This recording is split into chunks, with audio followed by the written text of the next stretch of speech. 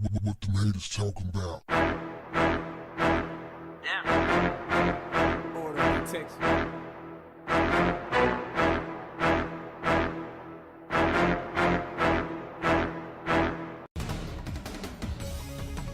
When there's significant change, and I feel like that flag represents what it's supposed to represent, and this country is representing people the way that it's supposed to, I'll stand.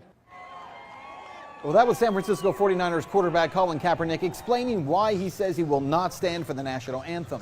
The internet, as you know by now, has exploded over the decision to sit, including fans setting fire to Kaepernick's jersey.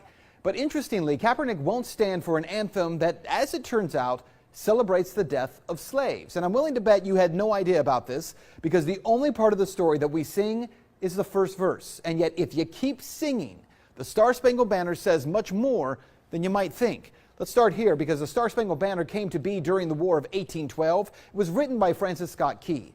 The War of 1812 was a war in which the United States attempted to take Canada from the British Empire. But the U.S. underestimated the British, who were able to overrun Washington, D.C. The banner itself, it was written in 1814 about the Battle of Fort McHenry in Baltimore. But as explained in an article by The Intercept, one of the missing parts of history is that part of the reason the British have been so successful during that war was their active recruitment of American slaves. Whole families found their way to the ships of the British, who accepted everyone and pledged that no one would be given back to their owners. Adult men were trained to create a regiment called Colonial Marines, who participated in many of the most important battles, including the August 1814 raid on Washington. Then on the night of September 13, 1814, the British bombarded Fort McHenry. Key, seeing the fort's flag the next morning, was inspired to write the lyrics for the Star-Spangled Banner. So without question, American slaves played a role in fighting against Americans in that battle. About 6,000 former slaves total fought with the British to secure their own freedom. And Key, he speaks of them when he writes this: "No refuge could save the hireling and slave from the terror of flight or the gloom of the grave, and the Star-Spangled Banner in triumph doth wave o'er the land of the free and the home of the brave." Which candidly turns the anthem as we know it on its head. See, for those slaves, this was not a land of the free.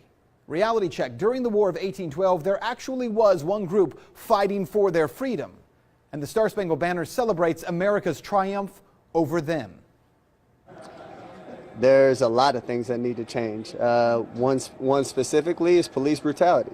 There's people being murdered unjustly and not being held accountable. Cops are getting paid leave for killing people. So what you need to know is that for all the outrage over Colin Kaepernick, let's end here with a question.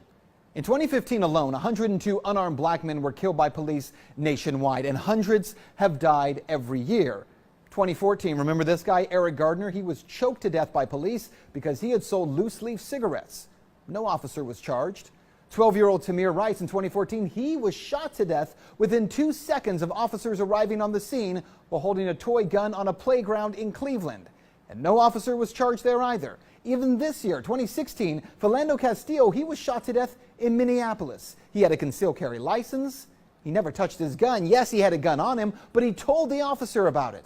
And yet he was shot to death anyway. And these are only 3 faces of the hundreds of unarmed black men who have died at the hands of police officers. Now here's the question. If you feel outrage when you see this picture of Kaepernick sitting down, and yet you do not feel any outrage when you see these images, well, quite candidly, isn't that part of the problem? What the haters talking about? Yeah. Order in Texas.